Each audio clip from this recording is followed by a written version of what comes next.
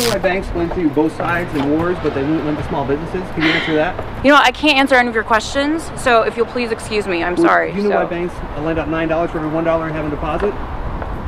Or where money really comes from?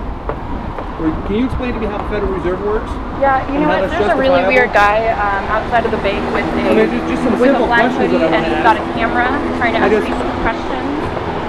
Well, we can see that we're not going to get anywhere here, but you know, it's obvious why these guys don't want to talk. It's because they have too much to hide and they know that they're wrong. They think you and I are dopes and we're not going to catch on to what they're doing. But they're wrong. You see, the multinational banks lend money to the multinational corporations. Then they drive all the mom and pop businesses out of town and you're forced to work for some faceless corporation. Then they collude over how much money you get paid and come after the rest of your money that you owe the bank for your mortgage, for your car, for your credit card payments. No matter what happens, these guys are in the background making money. And the fact of the matter is that the international bankers are as big and as bad of a problem as the oil companies ever have been. That's why we need to go out and we need to find our friend the busy banker and bring her in. And I think I have a way of making her talk with us so we can find out what she really stands for. As I mentioned to you earlier, it's important to know your target and your surroundings.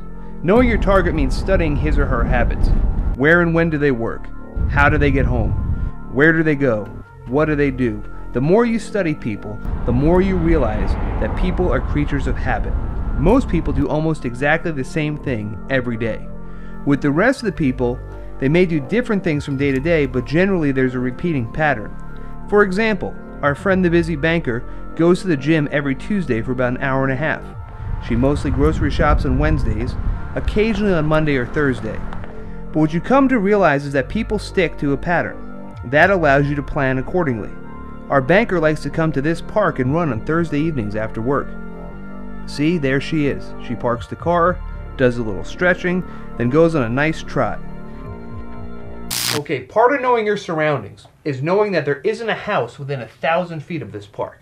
This is what news reports would term a secluded place. And she also likes to go running around dusk, which is just absolutely perfect for our plan, which consists of me hiding behind her car, and then when she comes back and she's huffing and puffing, I'm going to slap this rag soaked in chloroform over her mouth. She'll take a breath or two and be out cold.